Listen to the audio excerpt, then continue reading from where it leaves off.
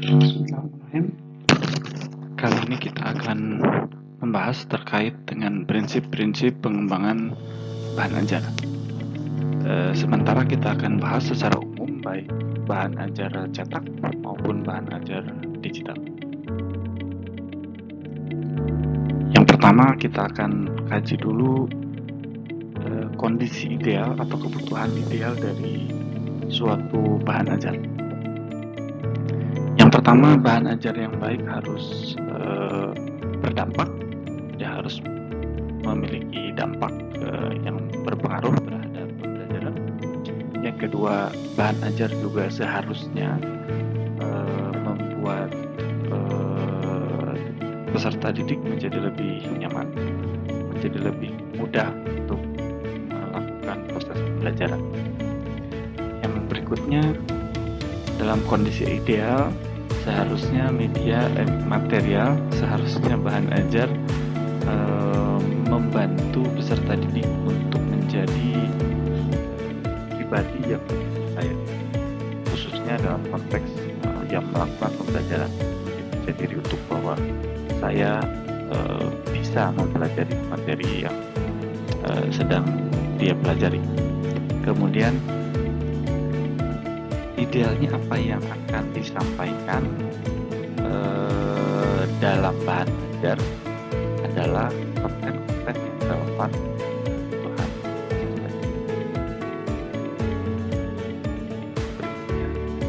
Bahan ajar seharusnya dapat memfasilitasi kebutuhan peserta didik dalam berinvestasi terkait dengan kompetensi atau ilmu pengetahuan yang akan diperoleh. Yang keenam, peserta didik juga melalui bahan ajar tersebut harus dapat menjadi lebih siap terhadap poin-poin, terhadap materi-materi yang akan disampaikan dalam bahan ajar. Yang berikutnya, bahan ajar juga harus berkontribusi terhadap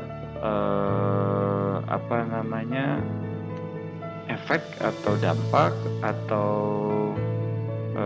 pengaruh ya, harus ikut berpengaruh dalam menyampaikan atau dalam menghasilkan pengaruh yang positif. Kemudian yang ke-8, bahan ajar juga seharusnya ikut bertanggung jawab dan ikut mempertimbangkan bahwa peserta didik ini memiliki perbedaan dalam gaya belajar dan juga dalam sikap. Kemudian bahan ajar juga seharusnya memfasilitasi, memperbolehkan atau menyediakan jeda waktu di awal pembelajaran sehingga peserta menjadi lebih siap. Yang ke-10, bahan ajar seharusnya dapat memaksimalkan potensi belajar peserta didik dengan berbagai cara, baik secara intelektual, estetik maupun emosional. Kemudian bahan ajar juga seharusnya tidak terlalu mengandalkan pada praktik, ya, sehingga lebih berorientasi pada materi yang disampaikan.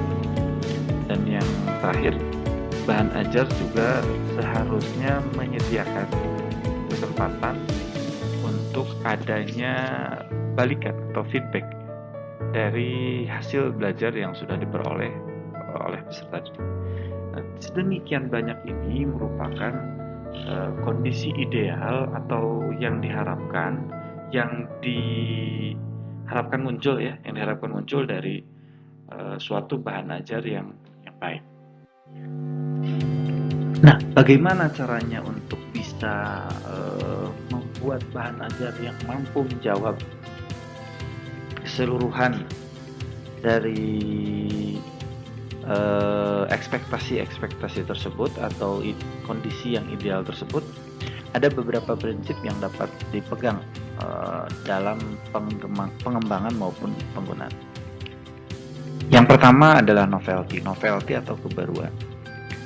Entah ini topiknya maupun bentuk aktivitasnya atau ilustrasinya atau kemasannya, bahan ajar yang baik, bahan ajar yang idealnya gitu ya, ini seharusnya dapat memberikan kebaruan tersebut sehingga uniqueness-nya atau novelty-nya itu kemudian menjadi uniqueness, menjadi pembedanya dengan bahan ajar yang lain.